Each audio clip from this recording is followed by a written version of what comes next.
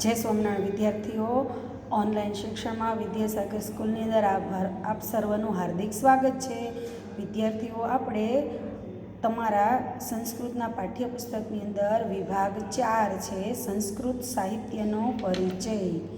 बराबर, संस्कृत साहित्यनो परिचय एमां आपणे भाग 1 नी अंदर वैदिक साहित्य अने प्रशिष्ट साहित्य एवा 2 भाग पड़े छे अने साथे साथे वेद शब्दनो अर्थ जो तमने देखाडुं।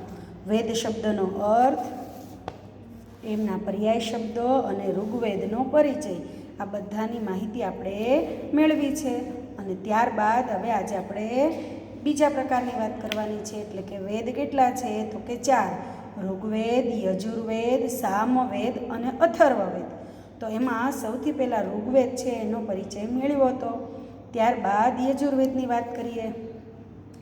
यजुर्वेदनो विषय देव पूजा, संगीतकरण अने दान एम 3 अर्थ धरावता यज धातु परथी युजस शब्द बन्यो छे। आथी देव पूजन के यज्ञ करवा माटे मंत्रोने युजस कहे छे।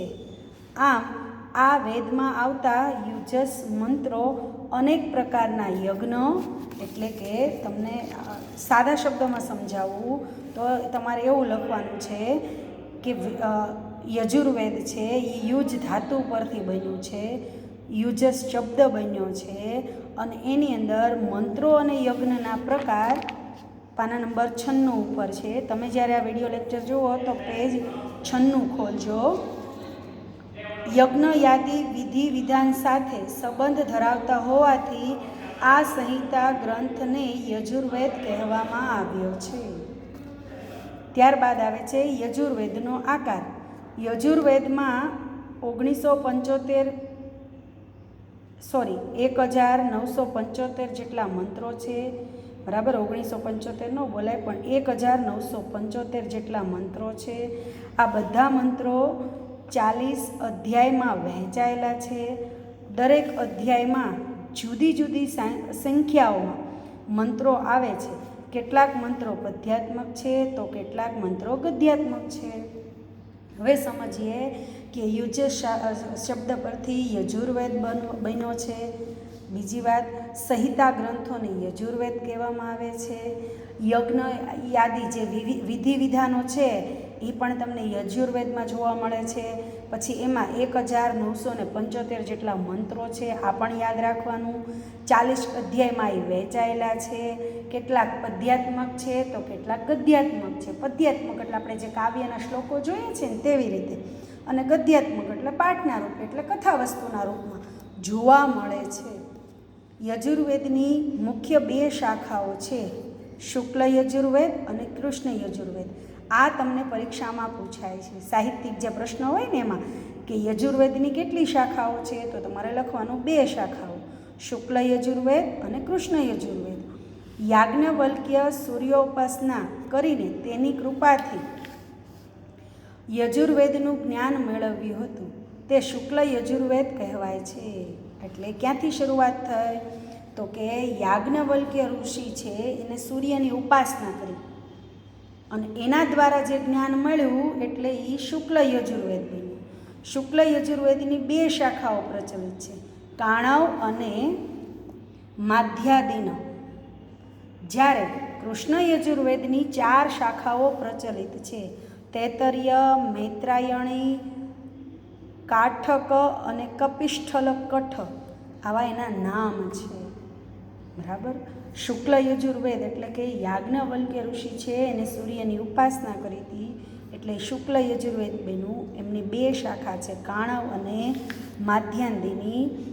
જે લોકો બ્રાહ્મણ હોય છે ને એની અંદર આવી શાખાઓ આવે છે કે માધ્યાંદિની શાખા, કાણવદીની શાખા, એવા એ લોકોમાં એવું ઉચ્ચારણ થાય। એને પૂછે કે તમારી શાખા શું છે, તમારા કુળદેવી કોણ છે, ઈષ્ટદેવ કોણ છે, કયા તમારું ગોત્ર છે, તો સપ્ત ઋષિ છે ને એના ઉપરથી એમના ગોત્રના નામ પડ્યા છે અને એવી જ રીતે આવી શાખાઓ આવે છે। બરાબર, ખાલી તમને જાણકારી માટે। જ્યારે કૃષ્ણ યજુર્વેદની 4 શાખા છે, 2 નામ આવ્યું ને, કૃષ્ણ અને શુક્લ। તો કૃષ્ણની અંદર 4 છે, એમાં તૈતરીય, મૈત્રાયણી, કાઠક અને કપિષ્ઠલ કઠ એવા એના નામથી એમની શાખાઓ પ્રચલિત છે. યજુર્વેદની સૂક્તિઓ. અનુતાત સત્યમ મુપૈમી, યજુર્વેદ અધ્યાય 1 અને મંત્ર 5. હું અસત્યથી દૂર થઈને સત્યને પ્રાપ્ત થાઉં. બીજું, મિત્રયાસ્ય ચક્ષુષા સર્વાણી ભૂતાની સમીક્ષે, યજુર્વેદની 16મો અધ્યાય અને 18મો મંત્ર. હું મિત્રની દ્રષ્ટિએ સર્વ પ્રાણીઓને જોઉં છું, અથવા તો સર્વ પ્રાણીઓને જોઉં. બરાબર, આ એની સૂક્તિઓ છે. આપણે જે કહીએ ને એક વિચાર વિસ્તાર બોલીએ છીએ ગુજરાતીમાં, ખબર છે તમને? એક લીટી એટલે કે એક વિચાર વિસ્તારની પંક્તિ. શું બોલાય ગુજરાતીમાં? તો કે પંક્તિ. અને એના આધારે આખો અર્થ વિસ્તાર કરવાનો. એમ આ સંસ્કૃતની અંદર સૂક્તિઓ છે અને એની અંદર ઘણું બધું ડિટેલમાં તમે લખાણ કરી શકો છો કે સમજી શકો છો. ત્યારબાદ આવે છે સામવેદ. જો આમાં બધી જ માહિતીઓ હોય છે એટલે કે તમારે ફરજિયાત પાકી કરવી પડે છે. બરાબર, તમે વાંચજો, પાકું કરજો. જો ન સમજાય તો વળી પાછા મને મેસેજ કરીને પૂછજો. પછી આવે છે સામવેદ. સામવેદનો વિષય, સામનો અર્થ છે ગતિ કે ગાન. તેથી સામવેદ ગાનના મંત્રોનો સંગ્રહ છે. ફરી યાદ કરાવું કે સામનો અર્થ છે ગતિ કે ગાન. તેથી સામવેદ ગાનના મંત્રોનો સંગ્રહ છે. યજ્ઞના અવસરે ઉદ્ગાતા ઋત્વિજ દેવતાઓનું સ્તુતિગાન આ મંત્રથી કરે છે. વેદના સામવેદો અસ્મિ. ફરી બોલું છું કે ઋત્વિજ દેવતાઓ છે એ સ્તુતિગાન કરે છે. એટલે કે તમારે શું યાદ રાખવાનું કે દેવો છે એ આ સ્તુતિગાન કરે. સ્તુતિ એટલે અષ્ટક જે કંઈ કે હનુમાન ચાલીસા બોલતા હોય કે માતાજીનું કોઈ પણ તમે બોલતા હોય એને સ્તુતિ કહેવાય.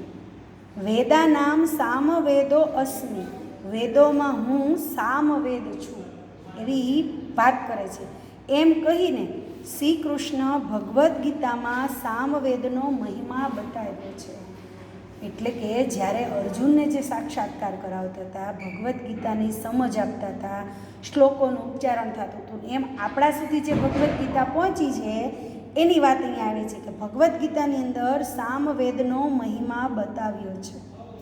એટલે કે સામવેદનું મહત્ત્વ દેખાડ્યું છે. તમે ભગવદ્ ગીતા તમે તો બીજી જો ગુરુકુળમાં જ ભણતા હોય ને તો તમને ખબર હશે કે ગુરુકુળમાં મોટા ભાગે આ ભગવદ્ ગીતા છે એના શ્લોકોનું પઠન થતું હોય છે. બરાબર, કદાચ તમે નથી કર્યું તો કાંઈ વાંધો નહીં, તમારા બધાના ઘરે ભગવદ્ ગીતા તો હશે જ તે. તો ક્યારેક એને વાંચવી, એના શ્લોકોનું પઠન કરવું એટલે એ બાને તમને થોડી ઘણી સમજ મળશે. સામવેદનો આકાર. સામવેદમાં કુલ 18,075 મંત્રો છે. 1875 મંત્ર છે સામવેદની અંદર. આ બધા પૂર્વાર્ચિક અને ઉત્તરાર્ચિક એમ 2 ભાગમાં વહેંચાયેલા છે. એટલે સામવેદમાં 1875 મંત્ર છે. જો આ મંત્ર સંખ્યા છે ને, ઓલામાં 1975 હતા, આમાં 1875 છે. તો આ બધા તમારા મંત્રોની સંખ્યા યાદ રહે ને તો ફરજિયાત યાદ રાખવી, તો તમારા લખાણનો પ્રભાવ પડશે. બીજી વાત, એના 2 વિભાગ છે, પૂર્વાર્ચિક અને ઉત્તરાર્ચિક. બરાબર, તો એ પણ લખવાનું. પૂર્વાર્ચિકમાં અગ્નિ, ઇન્દ્ર, સોમ વગેરે દેવોના સ્તુતિગાન છે. ઇન્દ્ર, અગ્નિ, સોમ એવા દેવોની સ્તુતિ છે અને તેમાં કુલ 650 મંત્રો છે. જ્યારે ઉત્તરાર્ચિકમાં 1225 મંત્રો છે, જેમાં દશરથ રાજ, સંવત્સર, એકાહ વગેરે વૈદિક અનુષ્ઠાનના મંત્ર ગીતો છે. અનુષ્ઠાન કેવી રીતે કરવું, એમાં કયા મંત્રો બોલવું? તમે ગાયત્રી મંદિર જાઓ અને ત્યાં એની પુસ્તિકા હોય અથવા તો ત્યાં કોઈકને પૂછો ને તો આ અનુષ્ઠાનવાળું તમને કહે કે એમાં નીતિ નિયમ હોય, એનો શ્લોક હોય, એનું પઠન કરવાનું, એનો સંકલ્પ કરવાનો, અને આમ તમે અનુષ્ઠાન કરી શકો છો. અને એવી જ રીતે સોમ એટલે મહાદેવજી, બરાબર, અગ્નિદેવ, ઇન્દ્રદેવ, એની સ્તુતિઓ છે, એના શ્લોકોની એક અષ્ટક જે આપણે બોલીએ ને, ભવાની માતા તમે 10મા ધોરણમાં ભણ્યા હોય, ન તાતો ન માતા ન બંધુ ન દાતા. શું કામ એવું યાદ કરાવું છું કે તમે એ જે ભણેલા છો એની તમને વધારે ખ્યાલ આવશે. પછી રાવણાષ્ટકમ છે મહાદેવજીનું, નમામિ શમિષાને નિર્વાણ રૂપ, રુદ્રી છે લઘુરુદ્રી. તો આ બધી સ્તુતિઓ છે ભગવાન છે. તો એમાં એ સ્તુતિગાન કેવી રીતે કરવું એ બધું સામવેદમાં તમને જોવા મળે છે. એવું અહીંયા તમારે સમજ મેળવવાની છે. સામવેદની અસંખ્ય શાખાઓ હોવાને ઉલ્લેખ મળે છે. આજે તો માત્ર 3 જ શાખાઓ ઉપલબ્ધ છે. ઘણી બધી શાખાઓ છે પણ અત્યારે આપણે હાલના તબક્કામાં આપણી પાસે નથી. કૌથુમીય, રાણાયણીય અને જૈમિનીય આવી 3 શાખા જ ઉપલબ્ધ છે. તમને સાહિત્યિક પ્રશ્નમાં પૂછાય કે સામવેદની કેટલી શાખાઓ જોવા મળે છે, તો તમારે એવું લખવાનું કે અસંખ્ય શાખા હોવાનો ઉલ્લેખ છે, પણ વર્તમાનમાં તો 3 જ શાખાઓ ઉપલબ્ધ છે. કૌથુમીય, રાણાયણીય અને જૈમિનીય, બરાબર 3 શાખાઓ મળે છે. સામવેદની વિશેષતા: સંગીત શાસ્ત્રનો ઉદ્ગમ સામવેદથી મનાયો છે. સામના 4 પ્રકારના ગાન પ્રસિદ્ધ છે: ગ્રામગાન, અરણ્યગાન, ઉદ્ગાન અને ઉહ્યગાન. બરાબર, આવા 4 પ્રકારના ગાન છે એ સામવેદમાં જોવા મળે છે. સામવેદ એટલે સ્તુતિ ગાનનો એક વેદ, એવું તમે બોલો તો પણ કંઈ ખોટું નથી. ત્યારબાદ આવે છે અથર્વવેદ. અથર્વવેદનો પરિચય: અથર્વ શબ્દ એ ગતિ કે ચેષ્ટાનો અર્થ ધરાવતા થર્વ ધાતુ પરથી બન્યો છે. બરાબર, ફરી કહું, અથર્વ શબ્દ એ ગતિ કે ચેષ્ટાનો અર્થ ધરાવતા થર્વ ધાતુ પરથી બન્યો છે. તેથી ગતિ કે ચેષ્ટાના ન બરાબર અભાવવાળી સ્થિતિને અથર્વ કહે છે. આનો આશય એવો લેવાય છે કે સ્થિરતા કે ચિત્તની વૃત્તિઓનો નિરોધ, યોગ વગેરે ઉપદેશ હોવાથી આ અથર્વ વેદ કહેવાય છે. બરાબર, ફરી સમજીએ કે અથર્વ વેદનો આશય શું છે, તો કે સ્થિરતા અને ચિત્તની વૃત્તિઓનો નિરોધ. ચિત્તવૃત્તિઓ, મનોવૃત્તિઓ છે એની ઉપર કાબૂ મેળવવાનો અને યોગ દ્વારા એવો ઉપદેશ છે એ અથર્વ વેદ કહેવાય છે. કેટલાક લોકો અથર્વ એ ઋષિનું નામ છે એમ માને છે. મોટાભાગે આપણે સંસ્કૃતનું સાહિત્ય જેટલું છે ને એમાં એવું જ હશે કે ઋષિઓના નામ પરથી જ એમના વેદનું નામ હશે, એટલે અથર્વ ઋષિ ઉપરથી અથર્વ વેદ પડ્યો છે એમ માને છે. અથર્વ નામના ઋષિએ આ મંત્રોનું દર્શન કર્યું હોવાથી આ વેદને અથાર્વા અંગિરસ પણ કહે છે. જો કે આરંભમાં વેદત્રયીમાં તેનું સ્થાન નહોતું મળ્યું, પરંતુ તેની મહત્તા અને ઉપયોગિતાનો ખ્યાલ આવતા અન્ય 3 વેદ જેવું જ એને ગૌરવ પ્રાપ્ત થયું છે. તમને પૂછે ત્રયી વેદ કોણ છે, તો ત્યાં તમારે લખવાનું કે ઋગ્વેદ, યજુર્વેદ અને સામવેદ. પણ 4 વેદ કેવી રીતે બન્યા, તો કે અથર્વ ઋષિએ એનું જહેમત કરી, એટલે કે એની મહેનત કરીને મંત્રોચ્ચારણ અને એનું મહત્ત્વ વધાર્યું. બરાબર, એટલે એનું મહત્ત્વ બન્યું. 3 વેદની સાથે સાથે જ એનું એટલું જ મહત્ત્વ બન્યું, એટલે અથર્વ વેદને 4થા વેદ તરીકે સ્થાન મળ્યું છે. હવે એનો આકાર જોઈએ કે એમાં કેટલા મંત્રો શું છે, તો કે અથર્વ વેદમાં 20 કાંડ છે. દરેક કાંડમાં ઓછા વત્તા પ્રમાણમાં સૂક્તો છે. આ સૂક્તોની કુલ સંખ્યા 736 જેટલી છે. બરાબર, અગાઉ તમને મેં કીધું હતું કે કાંડ એટલે આખા અધ્યાયો, એવા 20 કાંડ છે અને વત્તા ઓછા કરતાં 736 જેટલી એનામાં સૂક્તિઓ છે, એટલે પંક્તિઓ છે. કુલ મળીને લગભગ 6000 જેટલા મંત્રો આ વેદમાં આવેલા છે. એટલે શેમાં, તો કે અથર્વ વેદમાં. અથર્વ વેદની 9 શાખાઓ હતી. આજે તો માત્ર 2 જ શાખાઓ ઉપલબ્ધ છે. બરાબર, બાકી બધી લુપ્ત થવા માંડી. શૌનક અને પીપલાદ આ 2 શાખાઓ છે.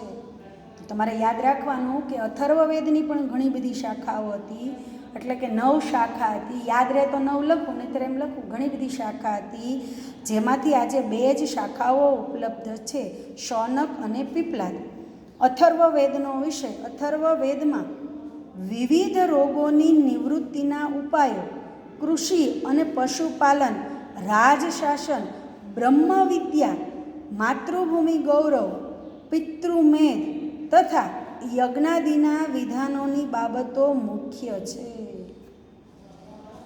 અથર્વવેદની અંદર શું શું આવે છે? તો કે કૃષિ એટલે ખેતીકામ, પશુપાલન, રાજશાસન, બ્રહ્મવિદ્યા, માતૃભૂમિ ગૌરવ, પિતૃમેઘ એટલે કે પિતાને લગતું, યજ્ઞાદિ એટલે યજ્ઞો, વિધાનોની બાબતો મુખ્ય છે. એટલે કે અથર્વવેદની અંદર આ બધી જ માહિતીઓ મળે છે. સૌથી વધારે રોગની નિવૃત્તિ, રોગ કેવી રીતે દૂર થાય, જે લોકો આયુર્વેદિક ભણતા હોય એને અથર્વવેદનો પરિચય કરવો પડે છે. આમ તો ચારે વેદનું એમાંથી જે રોગને લગતી માહિતીઓ છે એ બધી એને ભણવી પડે છે. અથર્વવેદના વિષયો લીટી રહી ગઈ. પૃથ્વી સૂક્ત, કાલ સૂક્ત, બ્રહ્મચર્ય સૂક્ત, વિવાહ સૂક્ત, મધુ વિવાહ સૂક્ત વગેરે મહત્ત્વના સૂક્તો આ વેદમાં છે. અથર્વવેદના વિષયો સામાન્ય જનજીવન સાથે ગાઢ સંબંધ ધરાવે છે. તેથી આ વેદને સામાન્ય જનતાના વેદ તરીકે પણ ઓળખાવાય છે. જો એની અંદર આ પૃથ્વી ને કાલ સૂક્ત અને બ્રહ્મચર્ય અને વિવાહ સૂક્ત અને આપણે જે વ્યવહારિક જીવન જીવીએ છીએ એમાં બધામાં આ અથર્વવેદ છે ઉપયોગી બને છે. એટલે એને સામાન્ય જનતાના વેદ તરીકે પણ ઓળખાય છે. તમને એવું પૂછ્યું હોય કે સામાન્ય જનતાના વેદ તરીકે કયો વેદ ઓળખાય છે, તો તમે સરસ રીતે અભ્યાસ કર્યો હોય ને વાંચ્યું હોય ને તો આવડે કે અથર્વવેદનું નામ ઉલ્લેખ થાય છે.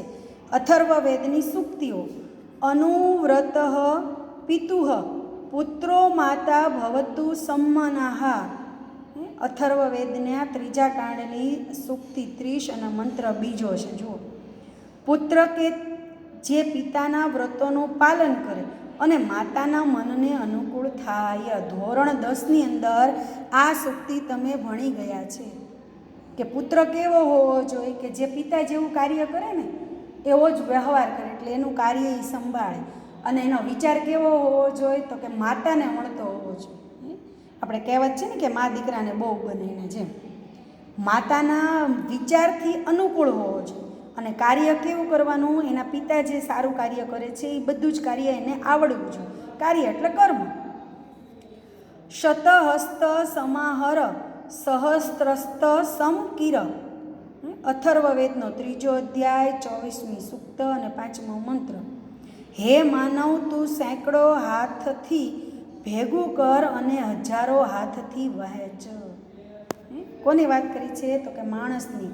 તું ઘણા બધા હાથોથી એટલે સેંકડો હાથોથી ભેગું કર અને એનાથી ડબલ 1000 હાથથી તું વહેંચી દે. એટલું ભેગું નહીં કરવાનું, દાન પુણ્ય પણ કરવાનું. માતા ભૂમિ પુત્રો અહમ પૃથ્વીયા અથર્વવેદનું 12મો અધ્યાય એટલે કે 12મો કાંડ, પહેલી સૂક્તિ અને 12મો મંત્ર. પૃથ્વી મારી માતા છે અને હું પૃથ્વીનો પુત્ર છું. હંમેશા આપણને આપણા માતૃભૂમિનું ગર્વ હોવું જોઈએ. મા અને માતૃભૂમિ છે એનું તો ઋણ જેટલું અદા કરીએ એટલું ઓછું છે. પછી આમાં તમે ઘણું બધું સમજી શકો છો. આમ આ ચારે ચાર વેદની સમજૂતી છે એ અહીંયા પૂરી થાય છે.